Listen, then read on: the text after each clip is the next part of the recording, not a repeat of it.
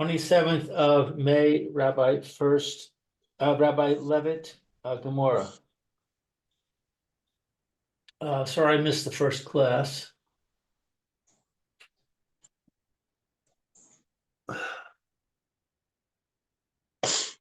Okay.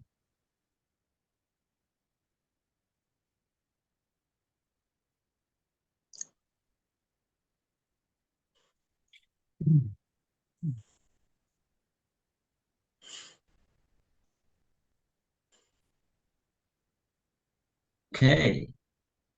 Of Halech. And right. We wanted to. The Gemara thought that there was this machlokes would be a refutation of Reb Chia, that the din of Halech is case of moda mixus would patra the shvuas moda mixus. On that, the Gemara answered, no, you don't have a proof that that's what the machlokes is all about between them.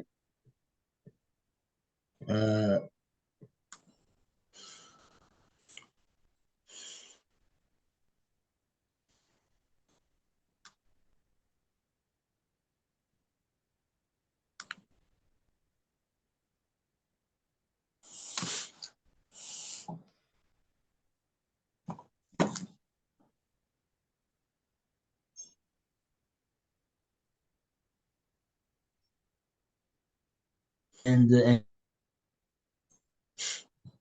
it's got a comeback question over here as well.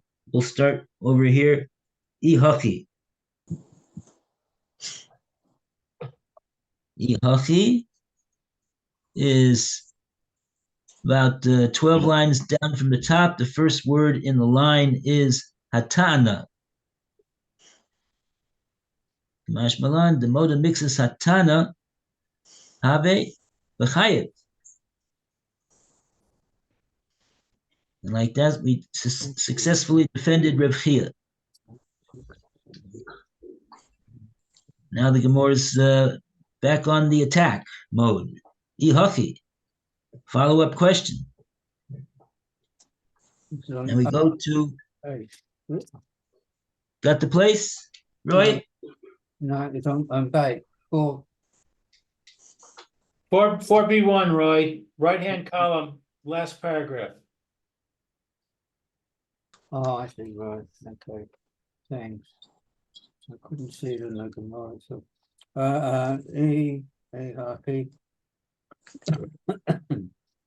if so, that Reb Shimon ben Elazar obligates the borrower to swear, even if he admits only 2 salayim. 3. It is proper for the orator to state, Rabbi Shimon ben Elazar, Omer, Ha'il, V'hardo, Mixus, Hatana, Yeshaveh, if to the right of the state, Reb Shimon ben Elazar says, since he admitted part of the claim, he must swear. The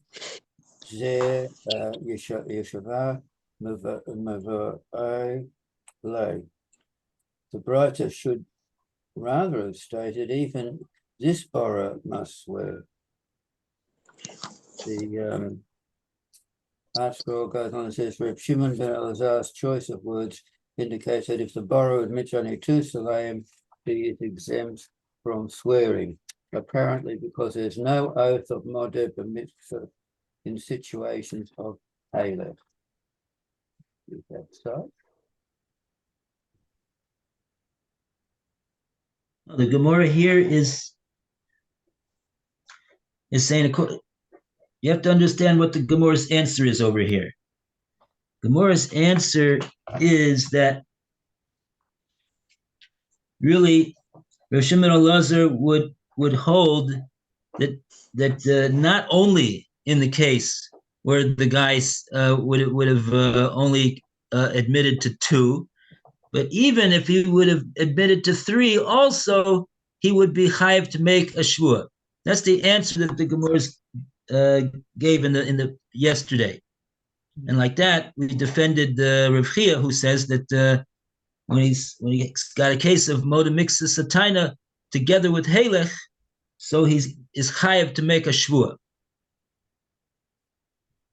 Now the Gemara is saying that according to that, Ihachi, if that would be true, so then the language of the Brisa doesn't reflect the fact that you're saying that in the event that he admitted even to 3, even over there, he would also be chayiv to make a shvua. Not only in the case that he admitted only 2, would he be chayiv to make a shvua, but even in the case where he admitted 3, he'd also be chayiv to make a shvua. And we don't hold like Rabbi Akiva that he's a meshiv aveda. He's chayiv to make a shvua. But if you say zeh yeshava miboy, even in this case he swears, you are alluding to the fact that there's another case that he would also have to swear, and that's the case of where he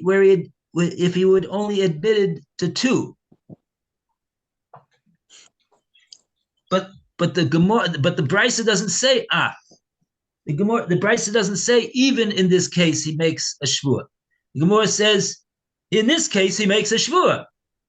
Now, if that's what the Brisa is saying, it sounds like the Brisa is saying that specifically and exclusively in this case he would make a shvua when he admits 3. But if he would be admitting only to 2, then he would not have to make a shvua, because that would be a case of halech. And halech, Reb Shimon Elazar holds, you don't make a shvua on. We'd be back to our refutation to Rev Chia. Okay, we got a long Rashi over here. I see.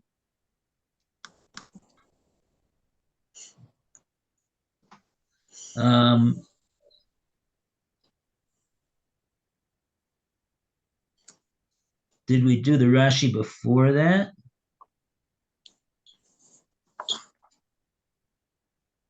I don't remember. Today's Rashi is the Aleph Hey, which stands for Ihachi in the Gemora. And that's followed by it's not such a very long Gedibra Maska, but the comment to Rashi is quite long.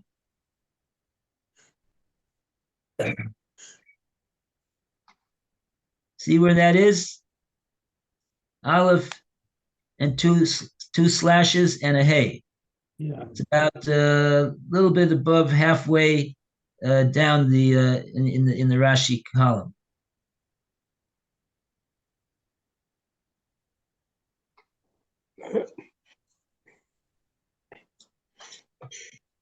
Okay, Phil, you want to try?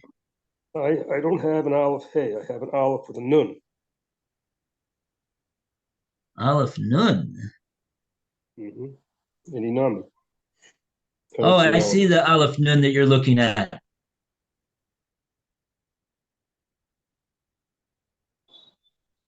we further down? Because you said Go up. Okay. Go up where?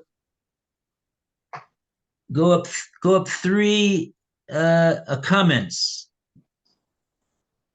In other words, that's really further up. Okay, I see it. Yeah. With the Shtayim Nami Chayim, with 2, he should also be Chayim. Why Tana? Why does the Tana? Oh well, since the Hoda Miksat, because he made a partial admission of a part. Hataina Miksat Taina Yeshiva, he'd have to on a partial admission, he'd have to do a shvua. Reb Shimon ben Elazar says, I've said these in this one also. Yeshiva, he'd have to swear, have to do a shvua. Maybe that he needs lay shvui he needs. The shma'inin we learn the lo mashiv aveda, that he doesn't in not returning a lost object chaziv lay it answers back the nakat, and that it was chosen this way. Hoil since mashma, the meaning is the chiyuva, that he'd be chayiv. Mishum, because the gram la'atzmo, that he caused it himself. Shahoda, if he admitted the mixat, he admitted partially. The hashta now, who the havi, now that it is hoda, that he admits it. Mishum, the seller, that it is a seller shlishi, the third on the third seller, because we already have the two as an issue. It's the third one. He admits on the third. He says he had half three. Lav, it is not helichu. This is not a case where here it's yours. Aval shtayim, but if it was two, lo havi hada, he wouldn't have to admit it. Mishum hela, because he could say here it's yours.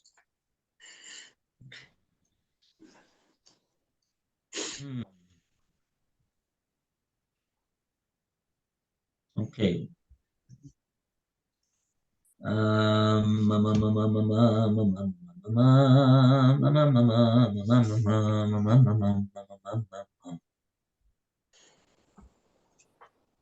heard that oh, that's another story, but we're not going to get into that. Okay. Basically, the point of the there was a rabbi that was didn't know the answer to the question that somebody asked him, so he said, we have a tradition from the Balatanya of Shner Zaman. If the rabbi doesn't know the answer to the question that somebody asked, he tells a story. and if they don't like that, then he starts singing a song. So I hope we don't have to get to that point. Okay. Anyway. We just did both of them, Rabbi. Okay. What is Rashi? Rashi's got a whole dissertation over here. Now we have to look at this Gemora the way Rashi's looking at it over here. That's quite an in-depth way of looking at the Gemora, not a superficial way over here.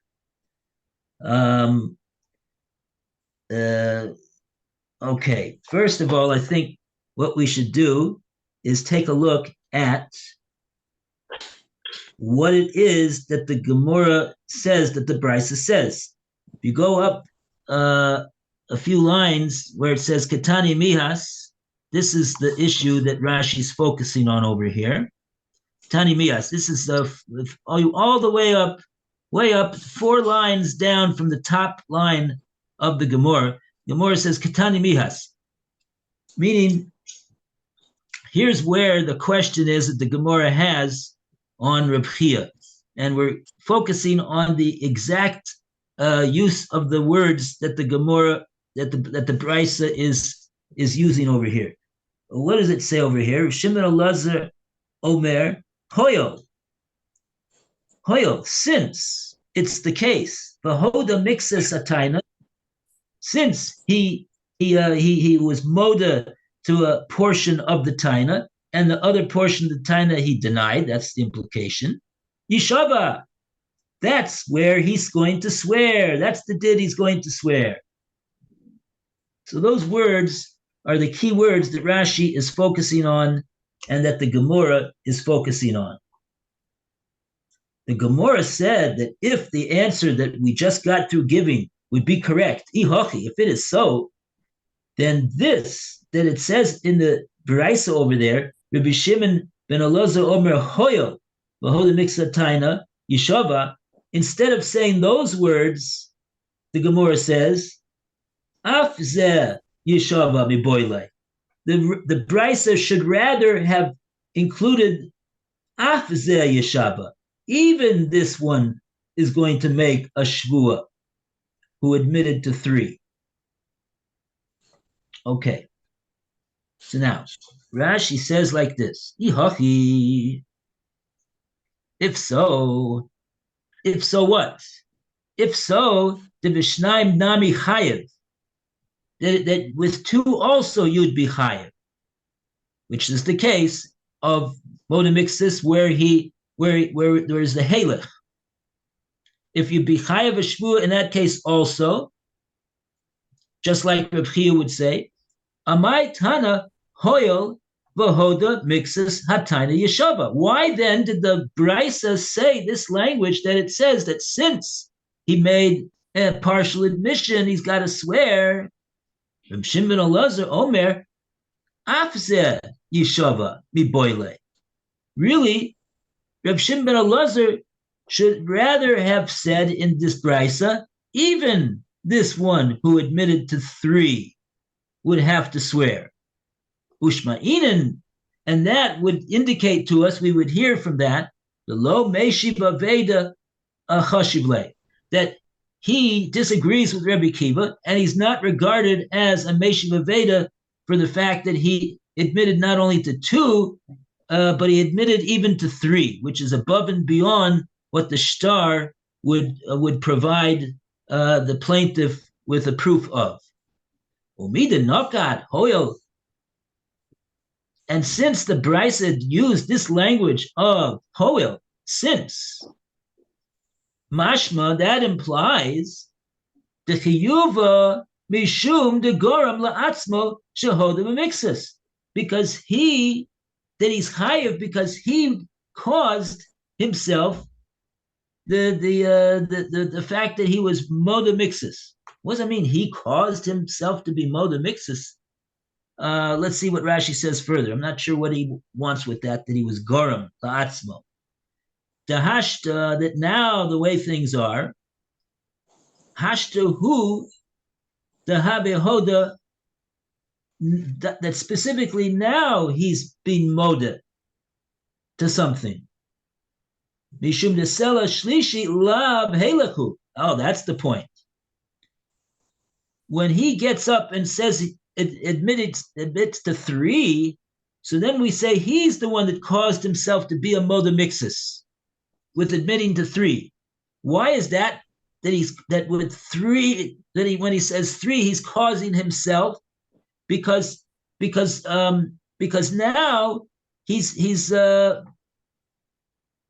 admitted to the 3rd sela, and that sela is not halech. That's not a halech sela. What do we mean it's not a halech sela? Like we said yesterday, the halech sela is the sela which is in the star. The star says slaim, and slaim means that we got a star that says that this guy owes 2. So he gets up and says, yes, I owe 2. We say like shkoyach. That doesn't do anything for us.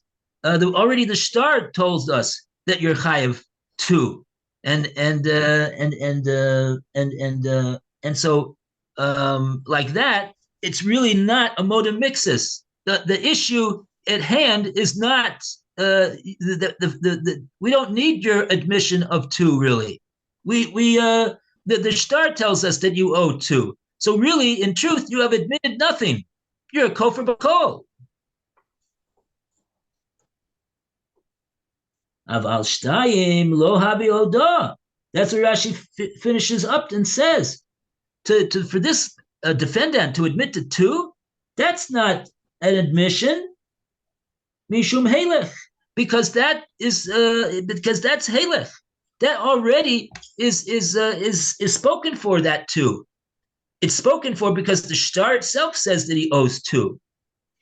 So it's not irrelevant to the discussion really. In that sense, it's halech, and like Rashi said in the previous Rashi, not only is the shtar proved that he owes 2, but it's even a done deal, because you got a star. The plaintiff got a star for 2. That means that he's got a lien on the property, that he owns the property of the defendant to Sloyim worth of his property, because karkos are mishubadim to a star, which is a written star. Okay. So what do we get from all of this, Rashi? What Rashi's saying over here? That's what you want to know, right? I don't know. I just read the Rashi. Rashi said a whole dissertation, and what is he really saying to us?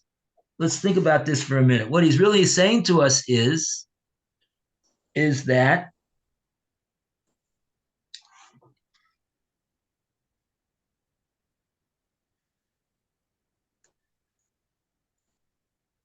he's really saying to us, Rashi's saying 2 things. The first thing he's starting off to say is that the way the language of the Brisa appears as it's written, it implies that this is the case where Rav Shimon ben Elazar will say that he's a moda mixus ataina, and he doesn't hold like Rabbi Akiva that he's a meshiv aveda. And the implication is that he would hold that if it would be 2, he would not be a moda mixus ataina. But the Gemora wants to say that the Gemora was answering that he really agrees that 2 would also be a case where you'd have to swear, because Halech also swears. But that's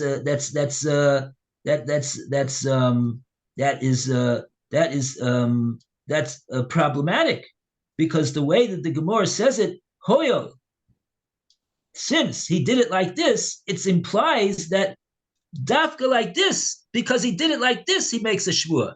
But if he would have only said 2, he would not have to make a shvua, because that's not called an admission, because halech is no admission, and to admit to 2 is called halech, as we have explained. And so, bottom line is Rashi is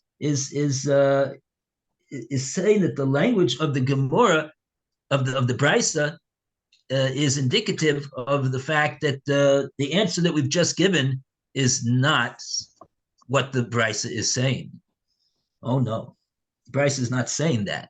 It's a very nice answer, but that's not what the Brisa is saying. Okay. What's the Gemara going to say now? I think this question is too strong.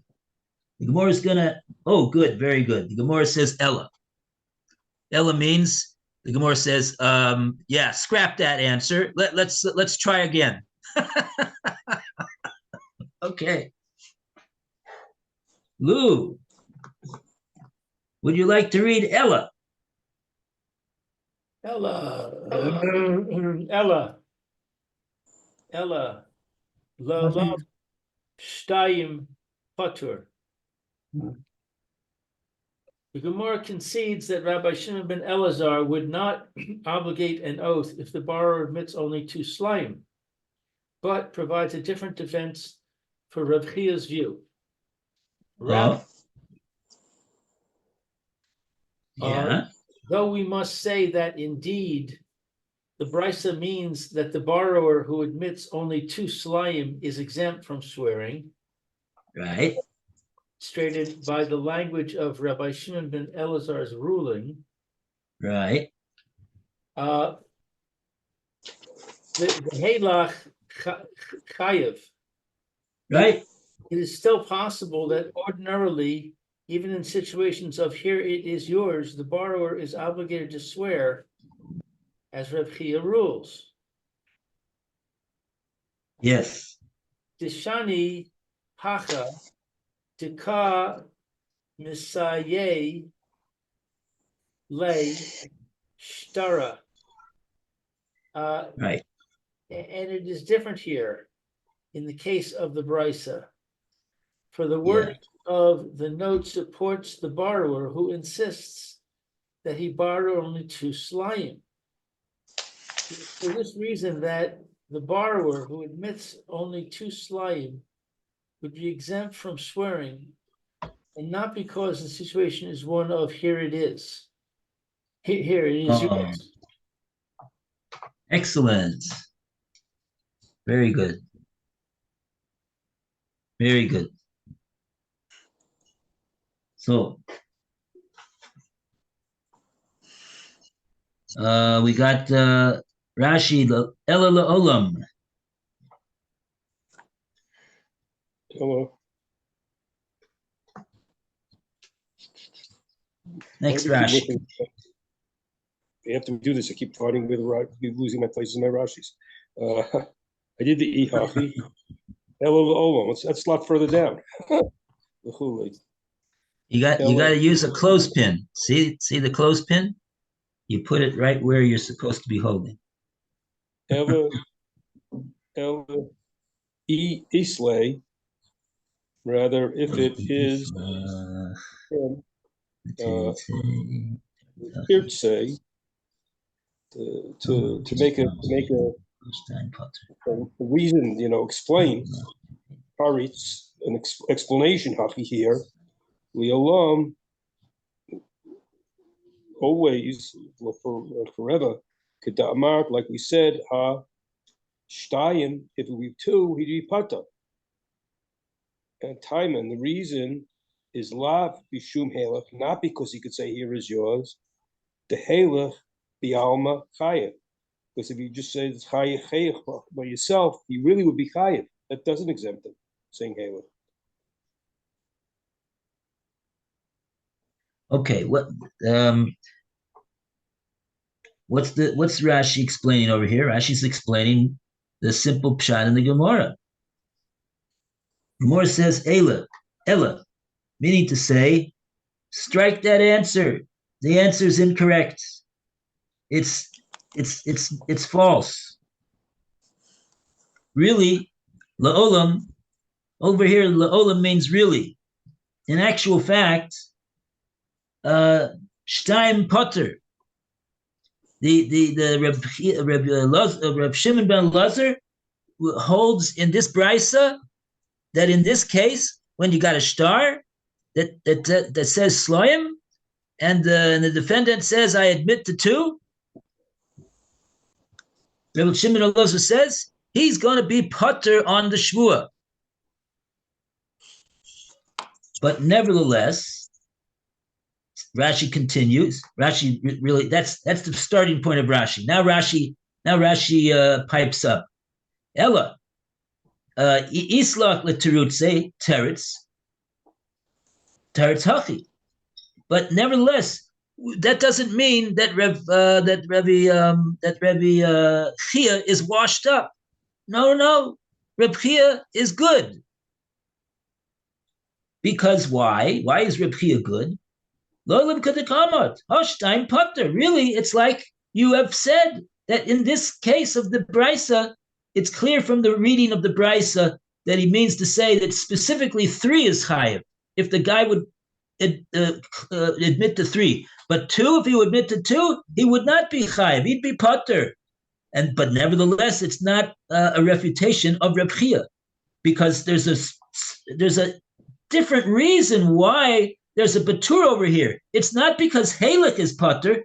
It's because time alav mishum halach. Here, the reason that he's potter is not because of halach. Oh no, that's not the reason why he's potter. The halach ba'al machayev, because halach is generally speaking. Thank you for calling back. Okay, I got your message. I just wanted to ask you a couple of questions if you have time. Okay. Lou, can you mute yourself? Here, it's okay. I'll mute him. Yeah. Well, I have to go too, so it is late now. Oh, it's time already. Got a minute or 2 left. So for the minute or 2, I have to start something else, and Lou's not ready. Okay. All the best, Phil. You will. See you, Phil. Have a great day. Thanks. Look at that, Roy. You made it through both shirim. Yeah, Baruch Hashem. You must. I could You were do- telling yourself a good joke. That was what it was, I bet. Who knows? Who knows? Anyway, thank you. We'll see you. Okay. All the best. Bye.